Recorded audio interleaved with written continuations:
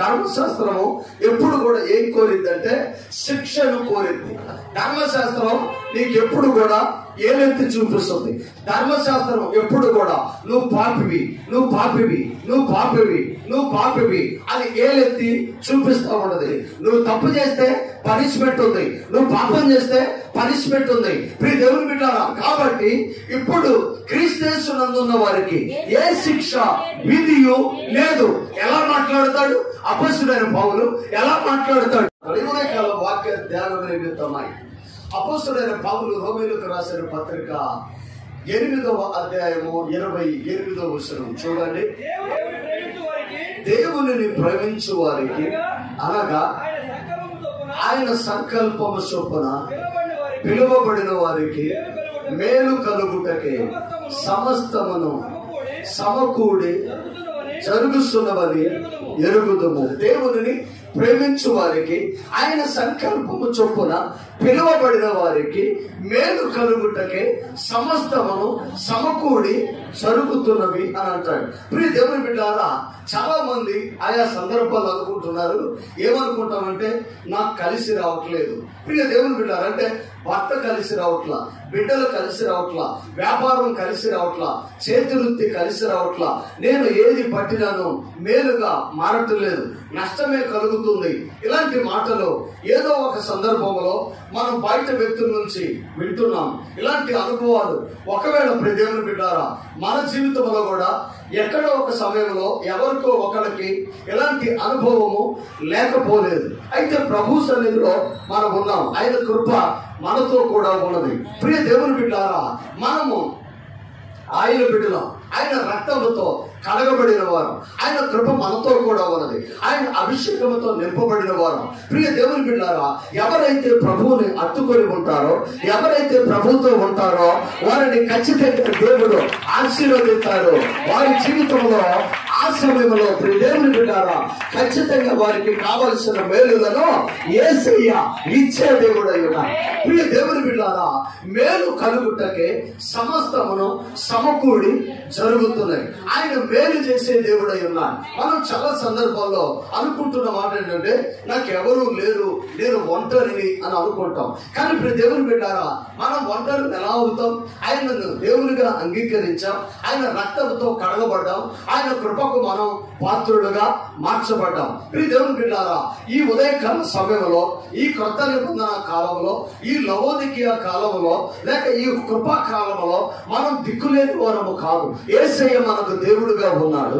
ఆయన మనల్ని చూశాడు, యేసయ్య మనల్ని ప్రేమించాడు, యేసయ్య మన స్థితిని మానసికానికి ఆయన ఇష్టపడుతున్న వాడై ఉన్నాడు. ప్రియ దేవుని బిడ్డలారా, 8వ అధ్యాయం ఆరంభం నుంచి ఓ చక్కని మాట అక్కడ ఉంటుంది చూడండి.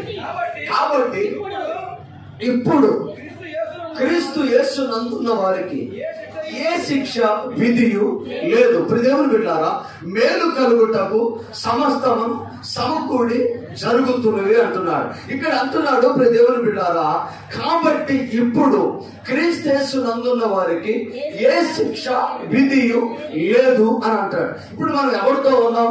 యేసయ్యతో ఉన్నాం. యేసయ్యతో ఉన్నాము గనక ప్రియ దేవుని బిడ్డలారా, మనం మారుమనసు పొందాం, ప్రభు దర్శించాడు, బాప్తిసం తీసుకున్నాం, ప్రభువుతో నడుస్తున్నాం, వాక్యం వింటున్నాం, వాక్యానుసారంగా జీవిస్తున్నాం, వాక్యమును వెంబడిస్తున్నాం, వాక్యపు వెలుగులో ఉన్నాం, వాక్యం మనకు అర్థమైంది. అనేక దర్శనాలు చూసాం, అనేక ప్రవచనాలు చూసాం, అనేక వాగ్దానాలు చూసాం.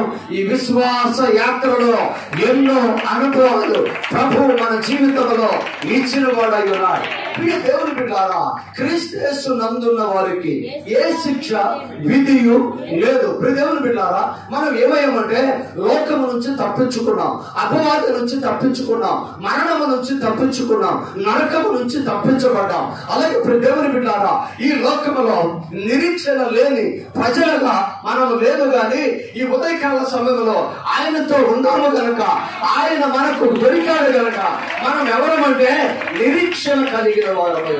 ప్రియ దేవుని బిడ్డలారా, యేసు ప్రభువు నందుంటే ఏ శిక్ష విధియు లేదు. కారణం ఏంటంటే ప్రభువు మన పక్షాన పరలోకాన్ని విడిచిపెట్టి భూమి మీదకి వచ్చి, భూమి మీద ప్రియ దేవుని బిడ్డలారా మన పక్షాన మన పాపాలన్నిటినీ ఆయన శిలువ మీద మోసుకొని తన రక్తమును చెందించి మనకు విడుదల కలగజేశాడు. అంటే ఏ శిక్ష అయితే నీవు పొందుకోవాలి, ఏ పాపం అయితే నీ మీద నేరారోపణ చేస్తుందో ఆ పాపము నుంచి నీవు విడిపించబడ్డావు. ధర్మశాస్త్రము ఎప్పుడు కూడా ఏం కోరిందంటే శిక్షను కోరింది. ధర్మశాస్త్రం నీకు ఎప్పుడు కూడా ఏలెత్తి చూపిస్తుంది. ధర్మశాస్త్రం ఎప్పుడు కూడా నువ్వు పాపివి అది ఏలెత్తి చూపిస్తూ ఉంటది. అది ఎక్కడ ధర్మశాస్త్రం అంటే ఆదికాండం, నిర్గమకాండం, లేవికాండం, సంఖ్యాకాండం, ద్వితీయోపదేశ కాండం, ఈ 5 పుస్తకాలను లేక 5 గ్రంథాలను ధర్మశాస్త్ర గ్రంథాలు అంటారు. అంటే ఇప్పుడు దేవుని బిడ్డలారా, సృష్టికి ప్రామాణికమైన గ్రంథాలు ఇవి. మోషే చేత రాయబడినవి. దేవుడు మోషేతో వీటిని రాయించాడు. మోషే మనిషి జ్ఞానంతో మాత్రం రాయలేదు. మోషేకి దేవుడు చెప్పాడు. దేవుడు చెప్పినప్పుడు పరిశుద్ధాత్మ ప్రేరేపణతో ఏదైతే జరిగిందో వాటన్నిటిని మోషే ఈ 5 గ్రంథాలలో లిఖితం చేశాడు. ఈ 5 గ్రంథాలలో మీరు దేవుని బిడ్డలారా, యూదులు ఈ గ్రంథాన్ని ఏమంటారంటే తోరా అంటారు. తోరా అంటే ధర్మశాస్త్ర గ్రంథాలు. యూదులు ఏమంటారంటే ఈ తోరా మాకు ప్రామాణిక గ్రంథము, మాకు మోషేయే ప్రవక్త, మోషేయే నాయకుడు, మోషే తర్వాత మెస్సయ్య రావాలి, ఆయన కోసం మేము ఎదురు చూస్తున్నాము, ఆయన వస్తే మమ్మల్ని విడిపిస్తాడు. ఇవి ప్రియ దేవుని బిడ్డలారా ధర్మశాస్త్రపు ప్రామాణిక గ్రంథాలు ఇవి. ఈ ధర్మశాస్త్ర గ్రంథాలు ఏం చెప్పిందంటే పనిష్మెంట్ అడిగింది. అంటే కంటికి కన్ను, పంటికి పన్ను. అలాగే ఎవరైనా ఇంకొక వ్యక్తిని చంపేస్తే అతన్ని కూడా తీసుకొచ్చి చంపివేయాలి. ధర్మశాస్త్రానుసారంగా మనం చూసినట్లయితే ప్రియ దేవుని బిడ్డలారా, ఎవరైనా సరిహద్దు రాయిని కదిపి అవకాడేస్తే వాడి శాపగ్రస్తుడు, వాడిని పిలుచుకొచ్చి చంపివేయాలి. ప్రియ దేవుని బిడ్డలారా, ఎవరైనా గుడ్డివాడిని త్రోవ తప్పిస్తే, గుడ్డివాడికి సరైన త్రోవ చూపించకుండా త్రోవను తప్పిస్తే వాడికి మరణ శిక్ష వేయాలి. ప్రియ దేవుని బిడ్డలారా, ధర్మశాస్త్రం ఏం చెప్పిందంటే శిక్షను కోరింది. నువ్వు తప్పు చేస్తే పనిష్మెంట్ ఉంది, నువ్వు పాపం చేస్తే పనిష్మెంట్ ఉంది. ప్రియ దేవుని బిడ్డలారా, కాబట్టి ఇప్పుడు క్రీస్తునందున్న వారికి ఏ శిక్ష విధియు లేదు. ఎలా మాట్లాడతాడు అపొస్తలుడైన పౌలు? ఎలా మాట్లాడతాడు? శిక్ష లేదని చెప్తాడే. ధర్మశాస్త్రం అంటుంది శిక్ష ఉంది అని అంటుంది. కానీ ఇక్కడ పౌలు అంటున్నాడు ఇప్పటి నుంచి లేదు అని మాట్లాడుతున్నాడు. అప్పుడు ఎందుకు ఉంది, ఇప్పుడు ఎందుకు లేదు? అప్పుడు ఎందుకు అది చట్టమైంది, ఇప్పుడు ఎందుకు అది కాలేదు? మనకు అర్థం కావాలి. ప్రియ దేవుని బిడ్డలారా, చాలా జాగ్రత్తగా నా మాటలు గమనించండి. దేవుడు మనిషిని చేశాడు. మనిషిని చేసి ఈ భూమి మీద సకల సృష్టిని ఆ మనిషి కోసం సృష్టించి వీటిని అనుభవించి జీవించమని సకలమును మనిషికి సమకూర్చాడు. సమకూర్చిన తర్వాత ప్రియ దేవుని బిడ్డలారా, ఆదాము అవ్వకు జస్ట్ కొంచెము ఎడబాటు వచ్చింది. కొంచెము ఎడబాటు వచ్చింది. ఎప్పుడైతే గ్యాప్ వచ్చిందో వాళ్ళ మధ్యలోనికి అపవాది.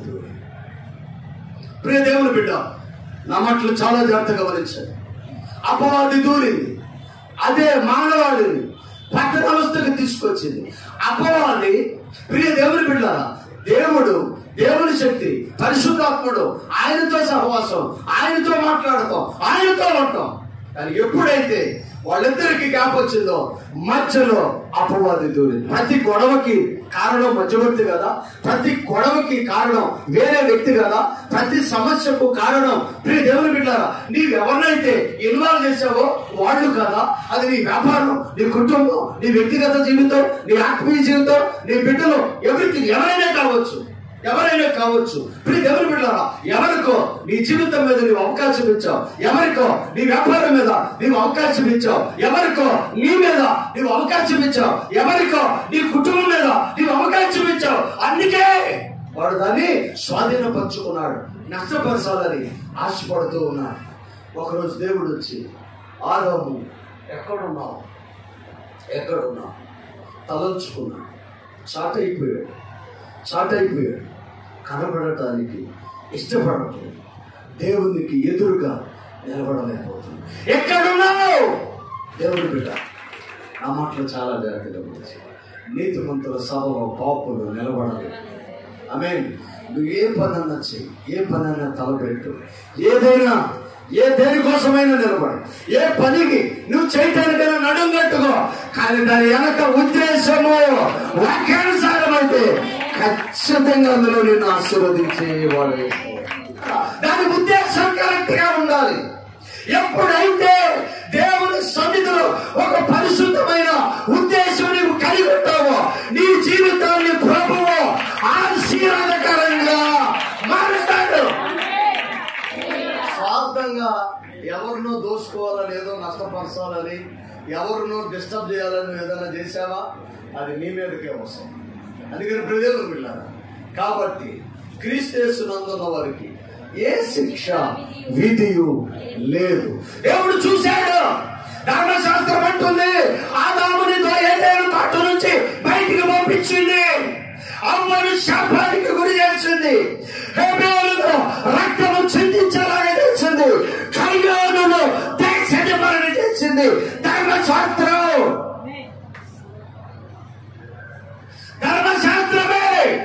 ధర్మశాస్త్రమే ఇశ్రాయేలు ప్రజలు మోషే పర్వతం మీద నుంచి దిగి వచ్చేలోపు 3,000 మంది మరణించేలా చేసింది ధర్మశాస్త్రం.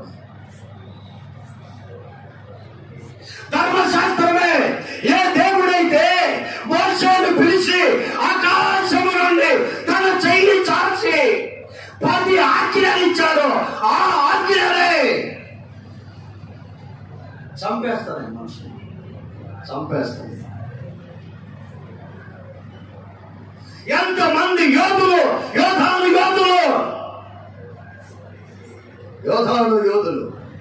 ధర్మశాస్త్రములకు బలైపోతూ వచ్చారు. అది దేవుని బిడ్డారా, ఎవరు 3:16 అంటాడు, దేవుడు లోకమును ఎంతో ప్రేమించెను అని. చాలా జాగ్రత్తగా మాటలు గమనించాడు. ఆ లోకములో నీవున్నావు, నీ కుటుంబం ఉంది, నీ బంధువులు ఉన్నారు, నీకు కలిగిన సమస్తము అందులో ఉంది. దేవుడు లోకమును ఎంతో ప్రేమించాడు. తెలుసా అండి, స్వప్రయోజనాల కోసం ప్రేమించేవాడు ఉన్నారు ఈ లోకం. రాజకీయ లబ్ధి కోసం, పదవులను ఆశించో, లేకపోతే నీ దగ్గర ఏదైనా ఉందనో దానిని దోచుకోవడానికో, నీ దగ్గర ఏదైనా ఉందనో దాన్ని ఆశించో, నీ దగ్గర ఏదైనా ఉంటే దాన్ని పొందుకునే వరకు నీతో సహవాసం కలిగి ఉంటూ, నీ దగ్గర నటిస్తూ, నీకు కలిగినదంతా పోయిన తర్వాత నిన్ను ఒంటరిని చేసి వెళ్ళిన పరిస్థితులు ఈ లోకంలో కనబడతా ఉంది. దేవుడు లోకమును ఎంతో ప్రేమించాడు. ఆయన కుమారుని యందు విశ్వాసముంచు ప్రతివాడు, పుట్టడం అంటే బాప్తిసం తీసుకోవటం, క్రీస్తునందు పుట్టుట అంటే పాపమును ఒప్పుకొని పరిశుద్ధపరచబడటం, క్రీస్తునందు పుట్టడం అంటే దేవుని బిడ్డలారా లోకాన్ని విడిచిపెట్టడం, క్రీస్తునందు పుట్టడం అంటే నీ స్వాభావికమైన ఆ యొక్క ప్రాచీన తత్వాన్ని విడిచిపెట్టడం. పుట్టడం అంటే నవీనత్వాన్ని ధరించుకోవటం. ఆయన కుమారుని యందు విశ్వాసముంచు ప్రతి వారిని నశింపక నిత్య జీవము పొందినట్లు ఆయనను మనకు అనుగ్రహించాడు. మధ్య చాలా మందిని ప్రేమిస్తా ఉన్నారు. డబ్బును బట్టో, అధికారాన్ని బట్టో, అందాన్ని బట్టో, సంథింగ్. కానీ యేసయ్య కూడా ప్రేమించాడు. గివింగ్ యేసయ్య ప్రేమించాడు. తీసుకోవటానికి కాదు, ఇవ్వటానికి ప్రేమించాడు. అతను ఉన్నారు.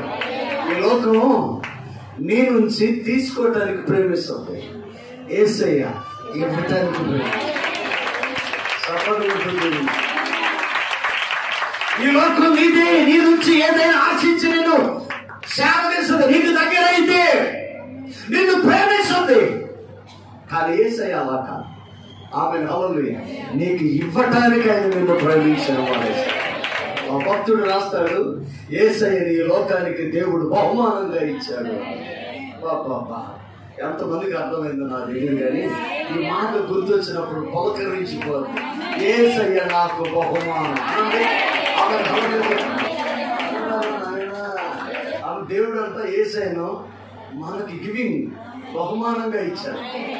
కాబట్టి ఇప్పుడు క్రీస్తుయేసునందున్న వారికి శిక్ష లేదని తెలుసా, ఎగ్గిరికి అంతేయాలనిపిస్తుంది కదా. ఇప్పుడు యేసయ్యతో ఉంటే ప్రతి సమస్యను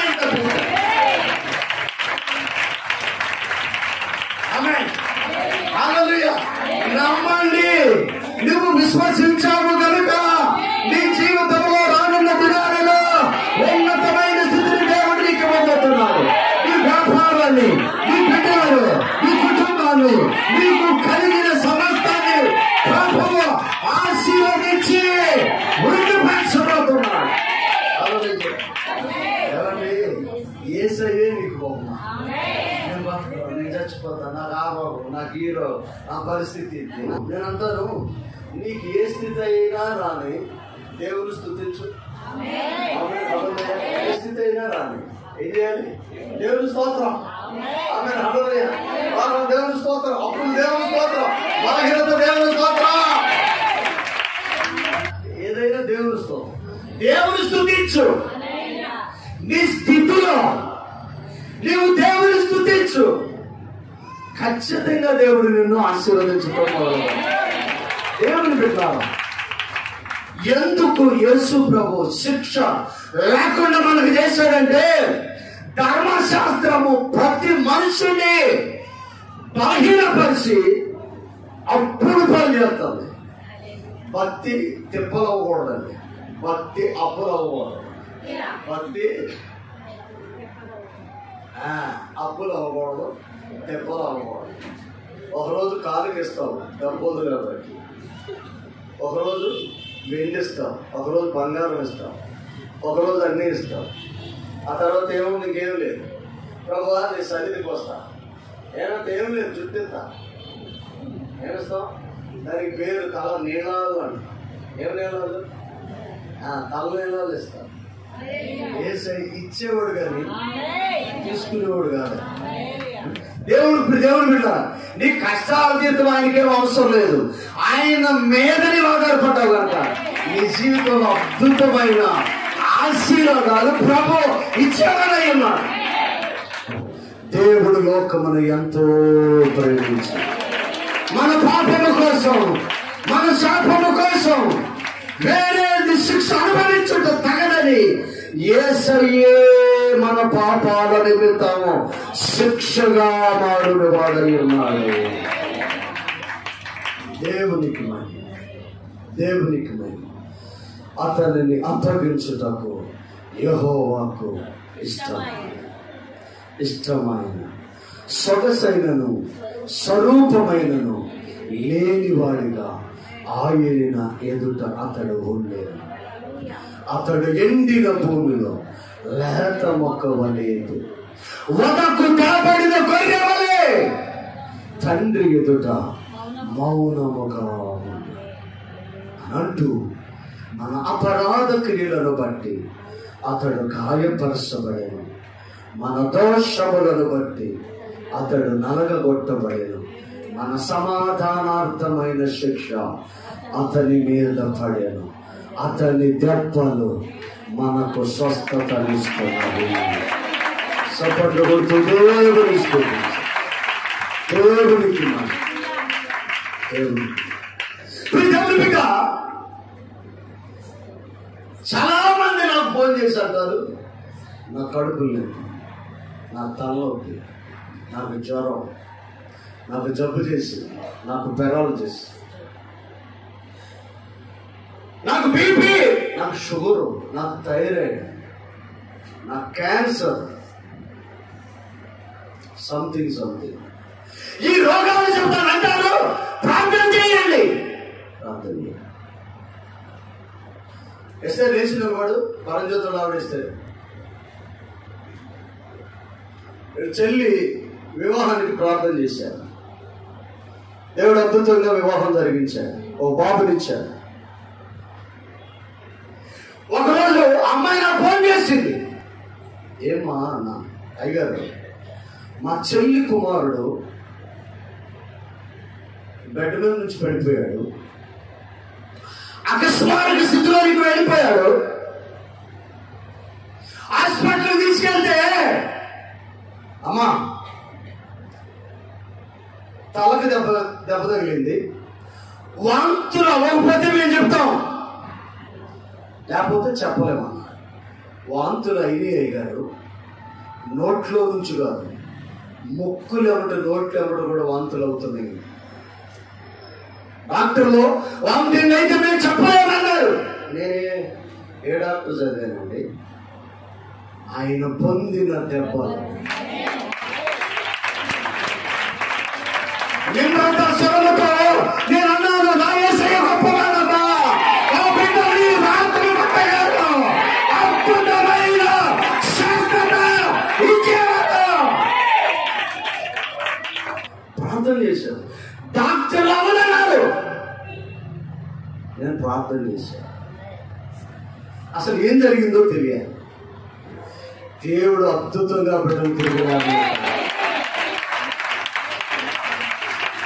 కూర్చో. 2 ఫోన్స్ వస్తాయండి, 3 ఫోన్స్ వస్తాయి, 1 గంట ఫోన్స్ వస్తాయి. ఆమె హల్లెలూయా. అయ్యో బాగాలేదు ప్రార్థన చేయండి అంటారు. ఎలాగ స్వస్థత, ఎలాగ దేవుడు కార్యం చేస్తున్నాడు, ఎలాగా అనేక మందిని దేవుడు దర్శిస్తున్నాడంటే మన అపరాధ క్రియలను బట్టి ఆయన గాయపరచబడను, మన దోషములే ఆయన నలగొట్టబడేది, మనకు సమాధానం ఇవ్వటకు ఆయన శిక్షకు కారణం. ఆయన పొందిన దెబ్బలు ఈ రోజు ఏ రోగమైనా దేవుడు స్వస్థతనిస్తున్నాడు. యజ్ఞంగా ఒకడు మాట్లాడతాడు, ఏసు రక్తం, ఏసు రక్తం, ఏసు రక్తం స్వస్థ, ఏసు రక్తం మేలు, ఏసు రక్తం విడుదల, ఏసు రక్తం దెయ్యాలకూడదు, ఏసు రక్తం, ఏసు రక్తం, ఏసు రక్తం. ఎన్ని కేజీలు ఉందిరా నాయన ఏసు రక్తం అని అంటాడు ఒకడు. వాడికి అర్థం కాదమ్మా, అంతే కదా. అదే ఏసు రక్తం, ఏసు రక్తం స్వస్థ, ఏసు రక్తం మేలు, ఏసు రక్తం అంటాడు ఆయన. ఎప్పటి నుంచి? శిలువ మరణం అందరి కాడి నుంచి యేసు రక్తాన్ని ఉచ్చరించి ప్రార్థన చేస్తాం. ఆ మూర్ఖుడికి అర్థం కాల, ఎన్ని టన్నుల రక్తం ఉందిరా యేసులో అని అంటాడు. నేను అంటాడు, టన్నులు కాదు, ఒక బొట్టులో ఉన్న ప్రభావము అద్భుతంగా ఈ ప్రపంచాన్ని ప్రభావితం చేయగలదు. అద్భుతమైన స్వస్థత యేసయ్య రక్తములో ఉంది.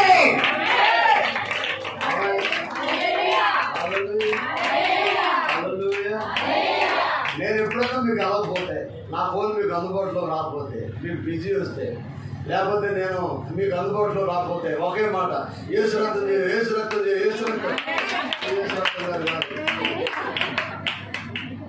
మరి యేసు రక్తం, యేసు రక్తం అంటే గ్లోరీగా ఉలికి ఉలిపడుతుంది అంటే మా యేసు ఈయన కాదు, యేసయ్య అది ఒకటే మాట నాకు పరిచర్యకు రావడానికి దేవుడు నాకు ఇచ్చిన మాట అది. యేసు రక్తం, యేసు రక్తం, యేసు రక్తం అంటే రాగం పోయింది, తప్పు పోయింది, తెగిపోయింది, అపవాది పోయింది, శాపం పోయింది, పాపం పోయింది, విడుదలే నీకు వస్తుంది. ఏడవ తల్లి, 7వ తారీఖు దేవుడు మనం పుట్టించలా, 7వ తారీఖు దేవుడు మనం పుట్టించలా. అసలు క్రైస్తవులు ఏడవటం ఏంటండి? నాతోనే ఉన్నారా? ఏం చేయాలి? క్రైస్తవులు ఏడవటం ఏంటి? చిరునవ్వు చిందిస్తూ ఈ లోకాన్ని విడిచిపెట్టుకోవాలా? సపోర్ట్ కొడుతుంది భగవాన్ దేవుడు విడిస్తే మనం ఇప్పుడు ఎలా చూస్తే నవ్వుకుంటూ స్థుతులు చెల్లిస్తూ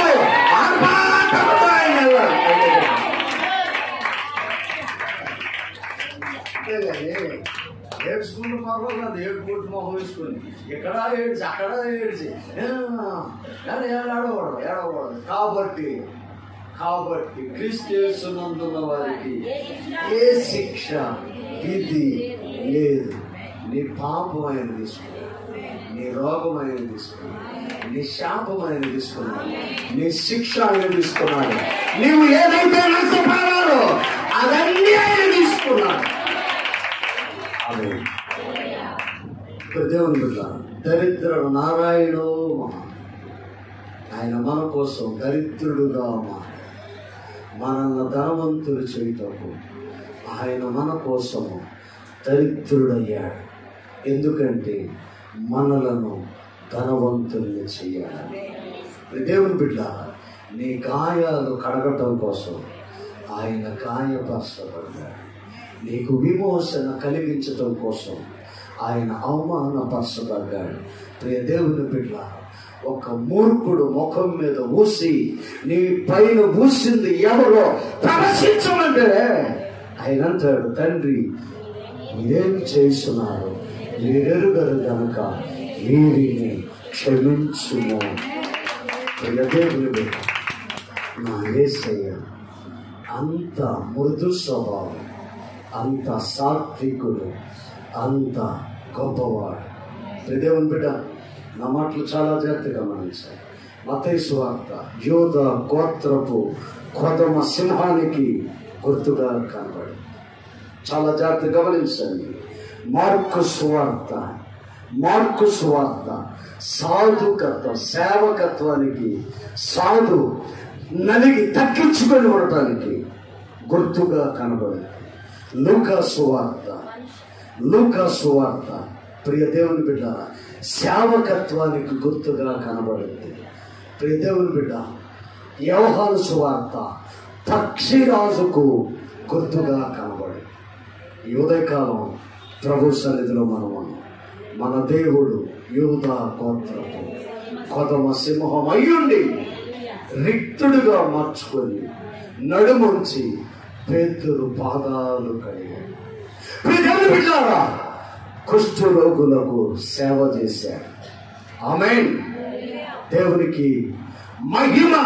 నిన్ను కొట్టింది లేకపోతే నిన్ను ఊసింది ఎవరో ప్రవశించమంటే వీరు ఏం చేస్తున్నారు, వీరు ఎరుగరు గనక వీరిని క్షమించమని క్షమాగుణము కలిగిన వాడు దేవుని బిడ్డ. నా మాటలు చాలా జాగ్రత్తగా. అందుకే క్రీస్తు యేసునందు ఉంటే ఏ శిక్ష విధియు లేదు. నీకు పనిష్మెంట్ లేదు, శిక్ష లేదు, నువ్వేది చెల్లించవలసిన అవసరత లేదు.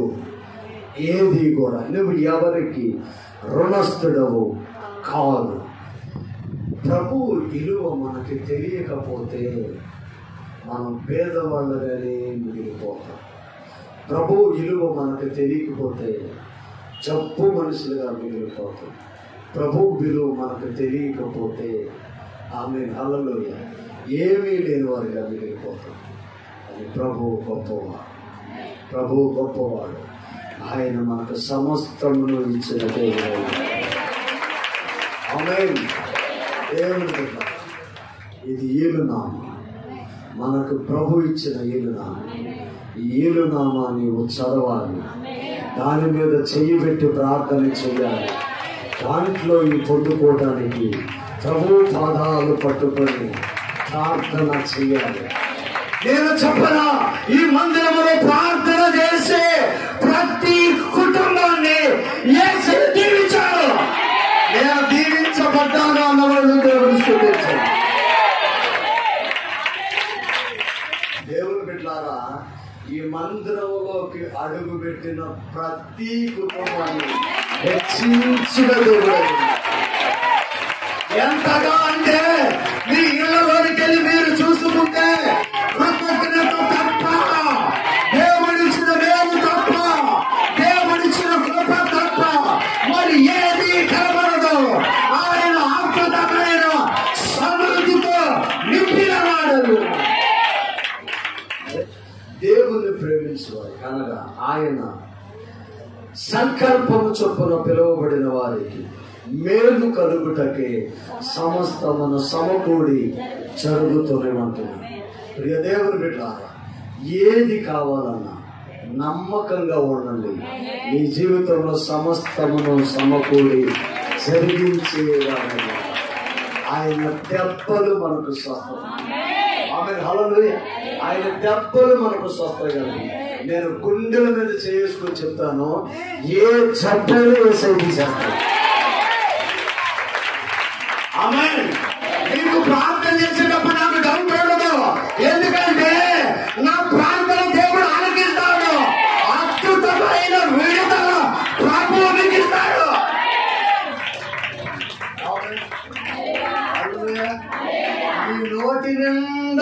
ఉంచుతాడు, నీ ఇంటి నిండా సమృద్ధించుతాడు, నీ కుటుంబంలో సమాధానం ఉంచుతాడు, నీకు కలిగిన లోట్లన్నిటినీ ఆయన తీసివేసేవాడు. దేవుని బిడ్డ, ఆయన మనకు ఒక ఈరునామా ఇచ్చాడు. అదేంటో నువ్వు తెలుసుకొని దాన్ని మార్చుకోవటం నువ్వు ఇష్టపడినట్లయితే ప్రతి ఆరాధన ఆశీర్వాదకరంగా, ప్రతి ఆరాధన ఆశీర్వాదకరంగా మారి నేను అదే ప్రార్థన చేసుకొని కిందకు దిగుతా. ప్రభువా, అనేక మంది ఆకలితో వస్తారు, అనేక మంది అవసరతలో వస్తారు, అనేక మంది లోట్లో వస్తారు, వారందరినీ దీవించు పంపించు. అదే విశ్వాసంతో వాక్యం విని వెళ్ళండి. అదే మేలు ప్రభువు జీవితంలో ఇచ్చేవాడు. ఆమేన్. హల్లెలూయా. విశ్వాసంతో నిలబడదాం. ప్రభు కృపను పొందుకొని తలలో వంచండి. ప్రేమ కలిగిన దేవ, సత్య స్వరూపి, కృప సమృద్ధినిచ్చువాడా, నీకు మహిమ. యేసయ్యా, ఈ ఉదయకాల సమయంలో మాతో మీరు మాట్లాడారు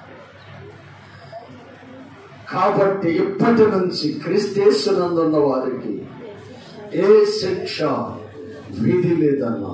ప్రభువా, మా శాపము, మా శిక్ష, మా అవిధేయతను మీరు తీసుకొని మాకు సమాధానము, స్వస్థత, మేలు, విజయాలు